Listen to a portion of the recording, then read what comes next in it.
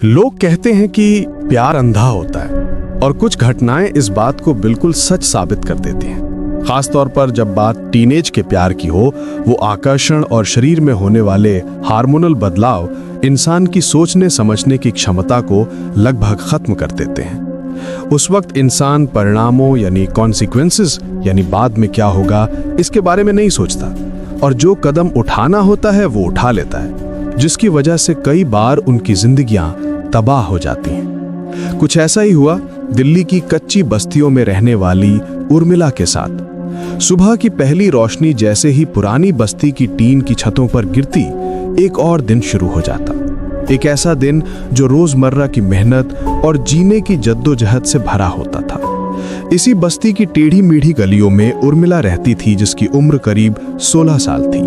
वो जीवन के संघर्षों से लड़ते लड़ते जल्द ही परिपक्व हो चुकी थी। उसकी माँ शारदा कई सालों से अमीर कॉलोनी के एक बंगले में बाई यानी नौकरानी का काम करती थी और उर्मिला पढ़ाई के साथ साथ छोटे बच्चों को ट्यूशन देकर कुछ कमाने लगी थी। उर्मिला की आंखों में भी कुछ सपने थे, छोटे मगर अपने। वो सुंदर थी, लेकिन उससे कहीं ज्यादा उसकी मुस्कान सबका मन मोह लेने वाली थी। एक ऐसी मुस्कान जिसमें पूरी दुनिया की मासूमियत थी। इस उम्र में सुंदर और नौजवान लड़कियों पर बहुत से लड़कों की नजर होती है। उर्मिला के मोहल्ले में भी कई ऐसे लड़के थे जो उस पर नजर रखते थे, लेकिन उर्मिला इन सब से बेपरवाह अपने काम, पढ़ाई और माँ की देखभाल में लगी रहती थी। उसे ये नहीं पता था कि उसकी सादगी ही उसका आकर्षण और उसका शिकार भी बन जाएगी। जहाँ उर्मिला रहती थी वहीं पास की गली में एक लड़का रहता था, आकाश। वो उसी की उम्र का था, थोड़ा शरारती और थोड़ा जज्बाती। उसके साथ हमेशा उसके दो दोस्त रोहित और लवीश रहते थे। तीनों की दोस्ती बहुत गहरी थी। जब उर्मिला पहली बार आकाश से मिली तो वो उसे सिर्फ एक मिलनसार लड़का लगा, लेकिन धीरे धीरे वो रोजाना मिलने लगे और उनकी दूर की पहचान अब नजदीकी में बदलने लगी। बच्चों को ट्यूशन पढ़ाकर लौटते वक्त वो कई बार आकाश से मिलती। उनकी कॉलोनी के करीब से एक नाला गुजरता था। उसी नाले में कुछ बड़ी चट्टानें थीं जिनकी ओट में बैठा जा सकता था। धीरे धीरे आकाश और उर्मिला ने वहां भी वक्त गुजारना शुरू कर दिया। उर्मिला को समझ आने लगा था कि उसकी आकाश से दोस्ती सिर्फ दोस्ती नहीं रही। आकाश का भी यही हाल था, या शायद उसने अपना हाल ऐसा दिखाया। 6 महीने गुजरे और उर्मिला आकाश की तरफ बहुत ज्यादा आकर्षित होने लगी और उससे प्यार करने लगी थी। और फिर आई नवरात्रि की रात। नवरात्रि के 9 दिन बस्ती के लिए त्योहार से बढ़कर थे। डांडिया का फंक्शन होता और पूरी बस्ती सजाई जाती। उस रात उर्मिला भी पीली चुन्नी, गुलाबी सलवार और बालों में गजरे के साथ सजी हुई थी। आकाश ने उसे देखा और धीरे से बुलाया, चलो थोड़ा पीछे चलते हैं, तुमसे कुछ बात करनी है। डांडिया के फंक्शन से बाहर निकलकर दोनों बस्ती के पीछे वाले नाली के पास उसी चट्टान के पास पहुंचे जहां वो मिला करते थे। आज पूरी बस्ती जश्न में मशगूल थी और नाले में बिल्कुल सन्नाटा था।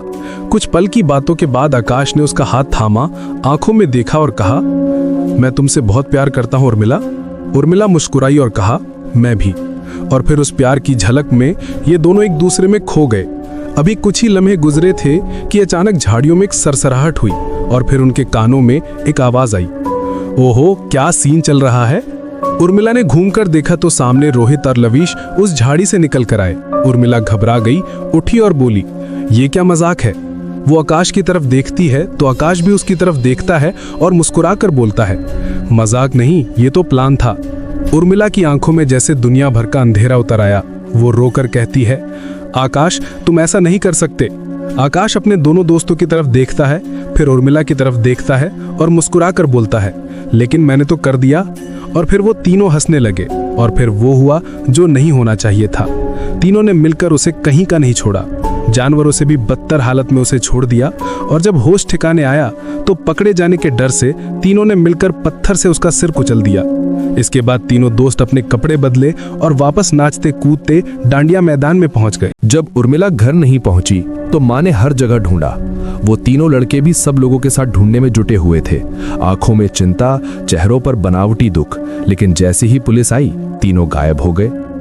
अगली सुबह उर्मिला की लाश मिली, वहीं उन झाड़ियों में पत्थर से कुचली हुई। उर्मिला की मां पूरी तरह से टूट गई थी। 1 महीने के बाद बस्ती के लोगों को अजीब अजीब एहसास होने लगे। रात को गलियों में कंगन खनकने की आवाज आती, कभी ऐसा लगता कि कोई पायल पहनकर गलियों में घूम रहा है। वो तीनों लड़के अब भी आजाद घूम रहे थे। उन्हें लग रहा था कि सब मामला सेट हो गया है। वो नाला कई औरतों के आने जाने का रास्ता था। एक शाम रीना जो काम करके लौट रही थी, उसे देर हो गई। वो अपने माहवारी पीरियड्स के दिनों में थी। हवा में एक अजीब सी ठंडक थी और नाले के रास्ते पर कोई नहीं था। उसने आधा नाला ही पार किया होगा कि उसे अपने कानों में पायल की हल्की सी झनकार सुनाई दी। मुड़कर देखा लेकिन आसपास कोई नहीं था।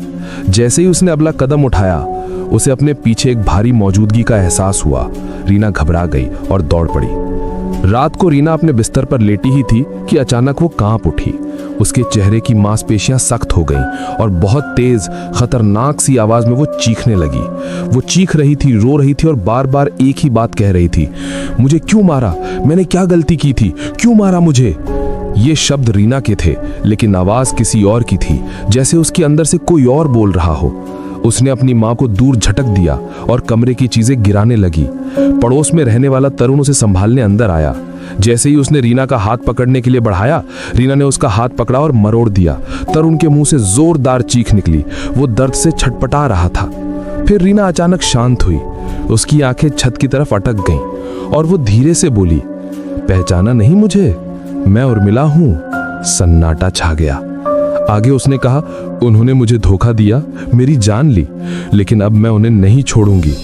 ये सुनकर लोग डरकर कानाफूसी करने लगे। अब रीना और इन तीनों लड़कों की हालत बस्ती में चर्चा बन चुकी थी। तीनों लड़के डर के मारे सो नहीं पा रहे थे।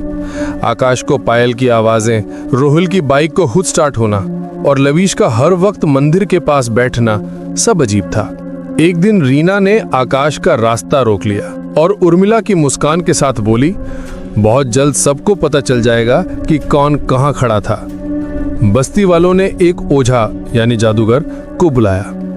उसने कुछ मंत्र पढ़े और बस्ती के चारों कोनों पर धूप जलाकर कीलें गाड़ दी और कहा कि अब कोई भी बुरी ताकत इस सीमा को पार कर अंदर नहीं आ सकती। ओझा की बात सुनकर लोगों ने राहत की सांस ली, मगर उन तीनों लड़कों के चेहरों पर अब भी सुकून नहीं था।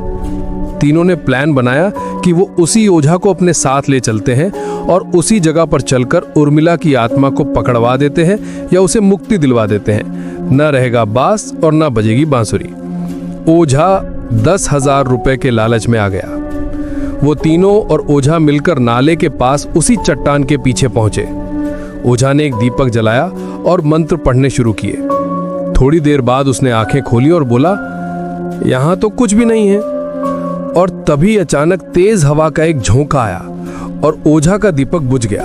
ओझा घबरा गया और बोला, क्या हुआ था यहां? इतने में ही एक चीख गूंजी और ओझा उठकर वहां से 9-2-11 हो गया।